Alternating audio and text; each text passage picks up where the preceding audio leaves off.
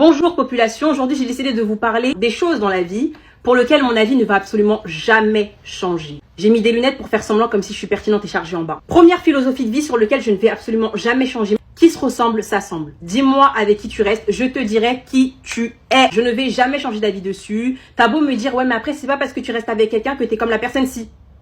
Et d'ailleurs vous savez quoi, il y a une théorie qui dit que les 5 personnes qui sont les plus proches de toi, tu es leur addition. Les 5 personnes que tu considères le plus dans ta vie, quand on additionne leur comportement, ça fait toi. Ça veut dire que demain, imaginons t'es ami avec quelqu'un et que cette personne t'apprend des choses sur elle. T'apprends que c'est un voleur ou une voleuse, je ne sais pas, elle est infidèle à gogo, t'apprends que cette personne, elle fait de la sorcellerie, qu'importe ce que tu vas apprendre sur elle, même si c'était ton bête de pote ou ta bête de pote, si tu prétends être différent et avoir des valeurs différentes, tu coupes, tu ne la fréquentes plus. À partir du moment où tu sors le fameux « après un mois, elle m'a rien fait », ça veut dire que t'es pareil et carrément, même pour moi, vous êtes deux mèches. Ah ouais, parce que quand moi je suis pote avec mes potes, je suis au courant de ce qu'ils font et de ce qu'ils ne font pas. On parle autour des verres, on parle en terrasse. Donc ça veut dire que toi, tu es parfaitement au courant, je suis désolée. On travaille pour vivre, on ne vit pas pour travailler.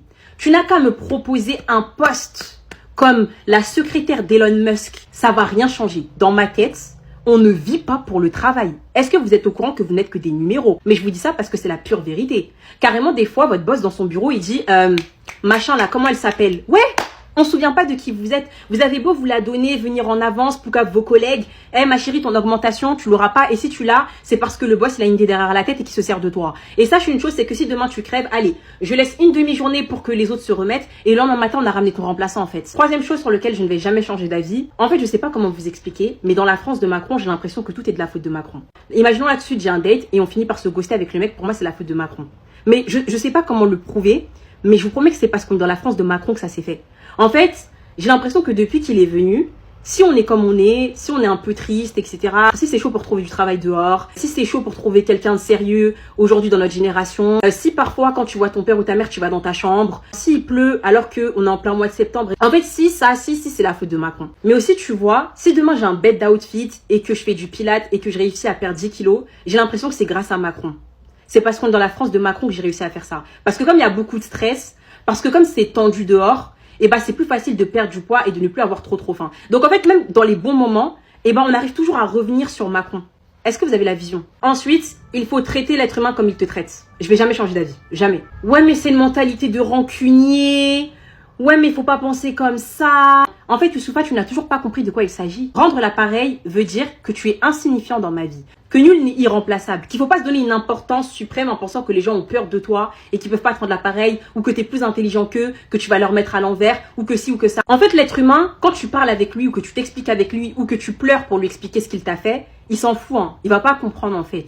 T'as capté? Les gens, ils comprennent que quand ils vivent la même chose. Tout simplement. Et pour moi, ça sera comme ça toute ma vie. Parce que y a que comme ça que les gens ils se calment avec toi. Il n'y a pas d'autre solution. Et que ce soit amis, famille, professionnel, tout. Et enfin, dernier truc sur lequel je ne vais absolument jamais changer d'avis et d'opinion en termes de philosophie de vie. L'image que les gens ont de toi, c'est l'image que tu leur renvoies eux-mêmes quand ils te voient. Ça veut dire que si quand les gens te voient, ils te trouvent trop sympa, trop apaisante, etc. C'est pas que tu l'es pour de vrai et que leur avis, c'est la vérité absolue. C'est juste que quand ils te voient, en fait, tu leur évoques cette part qui existe en eux-mêmes et tu le fais ressortir. Donc du coup, c'est ce qu'ils voient en premier chez toi. Tu dégages quelque chose qui va les apaiser et donc du coup, ils vont se dire que t'es quelqu'un d'apaisant. À l'inverse, si une personne, quand elle te voit, elle va dire que t'es hautaine, que t'es moche, ou même elle va dire qu'elle ne t'aime pas sans raison, c'est parce que quand elle te voit, tu dégages tout ce qu'elle n'a pas et tu lui rappelles toutes ses insécurités.